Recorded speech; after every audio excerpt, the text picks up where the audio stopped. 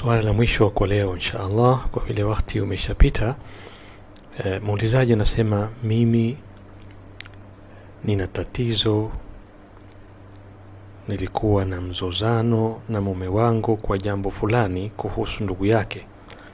Akaniambia usiongee naye, lakini baada ya kufunga simu ya mume nikampigia dada yake simu nikaongea naye. Baada ya kumaliza kuongea naye nikaona message kutoka kwa mume wangu ya kusema, ukiongea na dada yangu ujue ni talaka yako. Swali, hali imethibiti ni talaka au la? Jawabu, kwa mujibu wa wenye ilmu,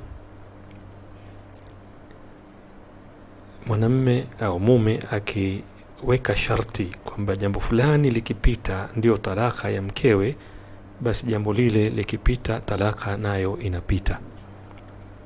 Sasa katika hali kama hii inakuwa sawa kama mwanamke kajua ile sharti au hakujua.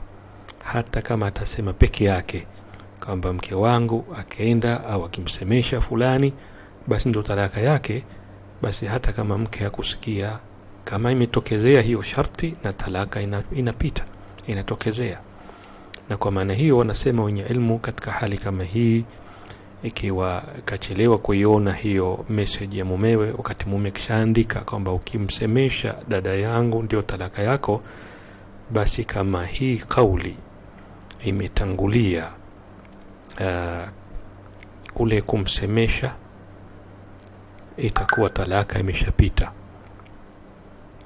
Ama ikiwa kamsemesha kwanza halafu ndio ikaja hii kauli, hapo ndio itakuwa kauli imekuja baadaye. Lile katazo na ile taalika au kuweka sharti ile imekuja baada ya kwamba yeye kishamsemesha, kwa hivyo talaka itakuwa haikupita.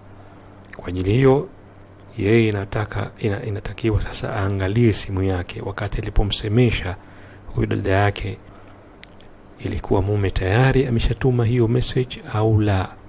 Na hiyo atajua kwa kutizama, kwa sababu simu za sasa zinaonesha time gani imekuja message na time gani yeye kazungumza katika hiyo simu. Kwa hivyo ikiwa hii message imetangulia kule kumsemesha yeye, na maana talaka imeshapita.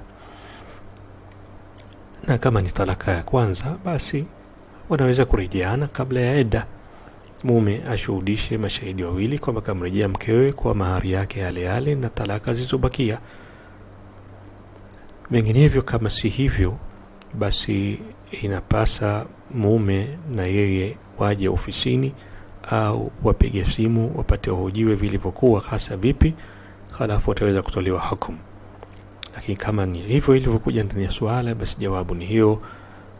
Wallahu aalam.